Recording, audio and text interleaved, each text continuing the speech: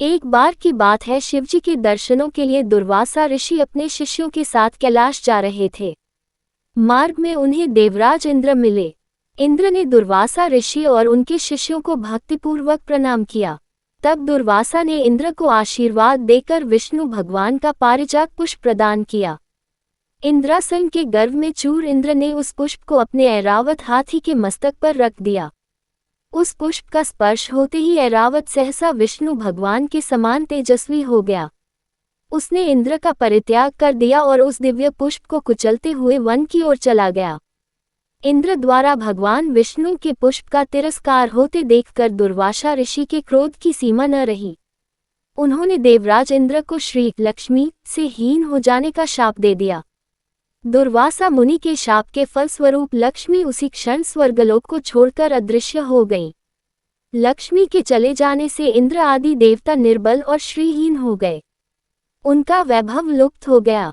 इंद्र को बलहीन जानकर दैत्यों ने स्वर्ग पर आक्रमण कर दिया और देवगण को पराजित करके स्वर्ग के राज्य पर अपनी परचम फहरा दिया। तब इंद्र देवगुरु बृहस्पति और अन्य देवताओं के साथ ब्रह्माजी की सभा में उपस्थित हुए। तब ब्रह्माजी बोले, देवेंद्र, भगवान विष्णु के भोगरूपी पुष्प का अपमान करने के कारण रुष्ट होकर भगवती लक्ष्मी तुम्हारे पास से चली गई हैं। उन्हें पुनः प्रसन्न करने के लिए तुम भगवान नारायण की कृपा दृष्टि प्राप्त करो। उनके आशीर्वाद से तुम्हें खोया वैभव पुनः मिल जाएगा। इस प्रकार ब्रह्माजी ने इंद्र को आश्वस्त किया और उन्हें लेकर भगवान विष्णु की शरण में पहुँचे। वहां परब्रह्म भगवान विष्णु भगवती लक्ष्मी के साथ विराजमान थे। देवगण भगवान विष्णु की स्तुति करते हुए बोले, भगवान, आपके श्री चरणों में हमारा बारंबार प्रणाम। भगवान, हम सब जिस उद्देश्य से आपकी शरण में आए हैं, कृपा करके आप उसे पूरा कीजिए। दुर्वासा ऋषि के शाप के कारण माता लक्ष्मी हमसे रूठ गई हैं और दैत्यों ने हमें पराजित कर स्वर्ग पर अधिकार कर लिया है। अब हम आपकी शरण में हैं, हमारी रक्षा कीजिए। भगवान विष्णु त्रिकालदर्शी हैं। वे पल भर में ही देवताओं के मन की बात जान गए।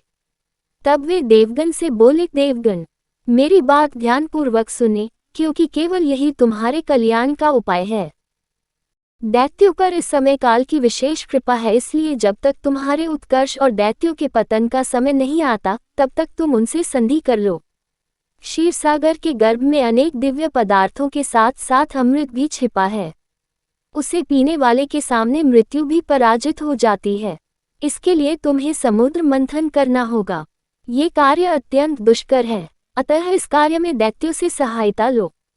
कूटनीति भी यही कहती है कि आवश्यकता पड़ने पर शत्रुओं को भी मित्र बना लेना चाहिए। तत्पश्चात अमृत पीकर अमर हो जाओ, तब दुष्ट दैत्य भी तुम्हारा अहित नहीं कर सकेंगे। देवगण वे जो शर्त रखें, उसे स्वाकीर कर लें। ये बात याद रखें कि शांति से सभी कार्य बन जाते हैं, क्रोध करने से कुछ नहीं होता। भगवान विष्णु के परामर्श के अनुसार इंद्रादि देवगण दैत्यराज बलि के पास संधि का प्रस्ताव लेकर गए और उन्हें अमृत के बारे में बताकर समुद्र मंथन के लिए तैयार कर लिया। समुद्र मंथन के लिए समुद्र में मंद्राचल को स्थापित कर वासुकी नाग को रस्सी बनाया गया। तत्पश्चात दोनों पक्ष अमृत प्राप्ति के लिए समुद्र मंथन करने लगे। अमृत पाने की इच्छा से सभी बड़े जोश और वेग से मंथन कर रहे थे। सहसा तभी समुद्र में से कालकूट नामक भयंकर विष निकला। उस विष की अग्नि से 10 दिशाएं जलने लगीं। समस्त प्राणियों में हाहाकार मच गया। उस विष की ज्वाला से सभी देवता तथा दैत्य जलने लगे और उनकी कांति फीकी पड़ने लगी। इस पर सभी ने मिलकर भगवान शंकर की प्रार्थना की। उनकी प्रार्थना पर महादेव जी उस विष को हथेली पर रखकर उसे पी गए, किंतु उसे कंठ से नीचे नहीं उतरने दिया। उस कालकूट विष के प्रभाव से शिव जी का कंठ नीला पड़ गया। इसीलिए महादेव जी को नीलकंठ कहते हैं। उनकी हथेली से थोड़ा सा विष पृथ्वी पर टपक गया था, जिसे सांप, बिच्छू आदि विषैले जंतुओं ने ग्रहण कर लिया। विष को शंकर भगवान के द्वारा पान कर लेने के पश्चात फिर से समुद्र मंथन प्रारंभ हुआ। दूसरा रत्न कामधेनु गाय निकली, जिसे ऋषियों ने रख लिया। फिर उच्चश्रवा घोड़ा निकला, जिसे दैत्यराज बलि ने रख लिया।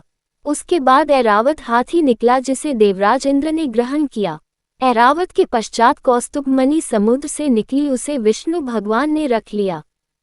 फिर कल्पद्रुम निकला और रंभा नामक अप्सरा निकली। इन दोनों को देवलोक में रख लिया गया। आगे फिर समुद्र को मथने से लक्ष्मी जी निकली। लक्ष्मी जी ने स्वयं ही भगवान विष्णु को वर लिया। उसके बाद कन्या के रूप में वारुणी प्रकट हुई जिसे दैत्यों ने ग्रहण किया।